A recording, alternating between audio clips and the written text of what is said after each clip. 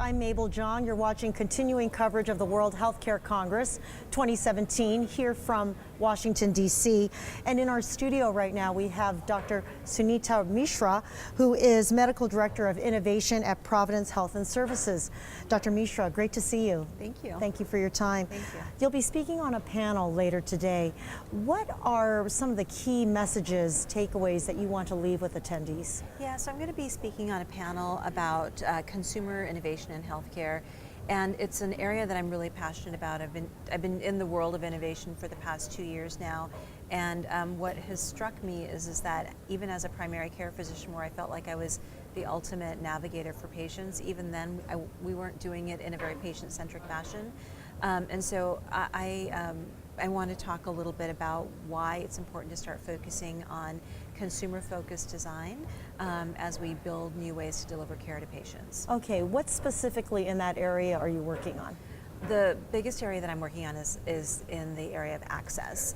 And so a typical patient-centered medical home will be, you know, the typical 9 to 5 clinic, and we offer some appointments after hours, and we offer patients the ability to communicate with the care team after hours, but it's not really on the patient's terms. And so we've been looking at ways that we can offer patients care weekends, evenings, closer to their home, online, in their own homes, in places where they're more apt to be, as opposed to having to change their entire schedule to meet their provider. So what does it take to build a team that can support that kind of system? So I think it takes people who are willing to think outside of the box and really starting to use a design-focused way of creating products that are really, that focus on the patient's pain points, as opposed to people that have the traditional, this is how it's been done.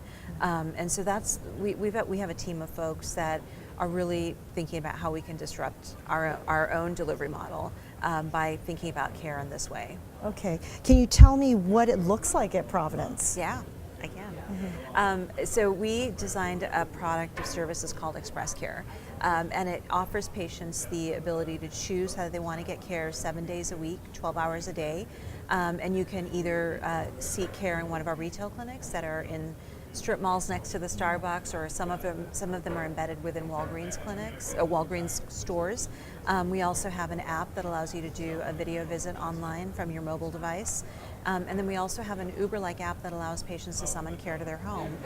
And nothing really earth-shattering in any one of those, but the earth-shattering thing about this is that patients actually get to choose. It's not on our terms, it's really on their terms. And there must be a rollout of an education system too to get the word out about that. Is there a lot of effort? Yeah, we've been front? working on that, and oftentimes when people approach us to seek care either online or get care in their own homes, they don't believe it. They're like, really? I can really do this? And so it is going to take a lot of education, and even educating our own providers as well as patients. Are providers willing to step up to this kind of delivery system? It requires, like you say, thinking outside of the box and perhaps breaking down the barriers that they've built up over the years. Yeah, surprisingly, there's quite a few folks that are interested in being on the cutting edge of this type of delivery, and so we've had a really fun time recruiting providers into the role, and they then become our innovators on the ground and come back to us and say, hey, what if we did this, or what if we added this service to our care model? And that's been really fun. Mm-hmm. So any evidence that you're also trying to contain costs while you innovate, so adding all of these new services in and breaking down some of the barriers, is there any evidence to show that they also save money? Well, we're in the process of studying that right now. We have our own health plan at Providence, and so we're partnering with them to start to evaluate how navigating patients to the right care at the right time at the right price point can actually reduce the total cost of care, but also improve outcomes and improve patient satisfaction. Thank you so much for your time, Dr. Mishra. Pleasure. And I'm Mabel Jong. Thank you for watching.